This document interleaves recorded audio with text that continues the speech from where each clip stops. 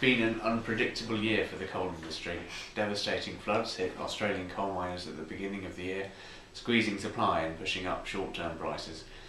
It was in Japan, however, that events of a more long-term significance were played out. The tsunami and subsequent nuclear meltdown in Japan stopped the nuclear renaissance in its tracks. Although most countries with nuclear programs have since reaffirmed their commitment to them, with the notable exception of Germany, of course, the IEA recognises that the disaster has raised questions about the future role of nuclear power. Responding to this, the latest World Energy Outlook includes a low nuclear case that sees nuclear capacity fall by 50% by 2035, resulting in a rise in demand for coal by 290 TCE. In the political sphere, the campaign against coal continues. Although prospects for legislation to limit carbon emissions in the US are dead, the EPA continues to bring regulatory pressure on both coal mining and coal-fired power industries.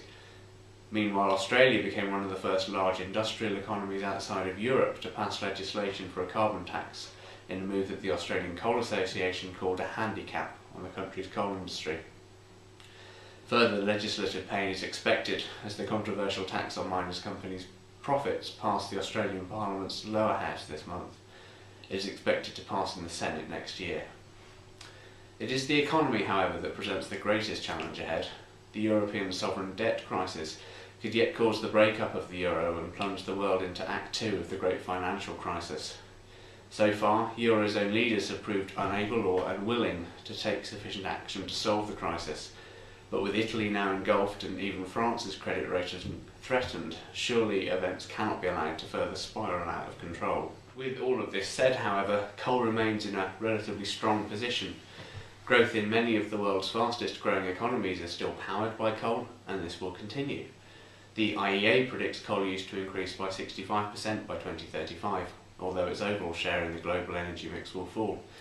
China, the world's largest coal producer and user, will consolidate its position as the world's largest energy consumer by 2035, even though its per capita usage will still be less than half of that in the US. And even in climate-conscious Europe, coal could make something of a comeback. In Germany, for example, the phase-out of nuclear power should increase its demand for flexible coal and gas-fired power plants to provide baseload support for renewables. This year has thus been a mixed bag for the coal industry, although generally positive. However, the outlook for next year could be more unpredictable still and hinges, as always, on the economy. Ironically, after all of the talk of the emerging economies, it is events in the old world that will set the direction for 2012. Let's hope Europe's leaders manage to find a permanent solution to their woes. That would be a present we could all celebrate.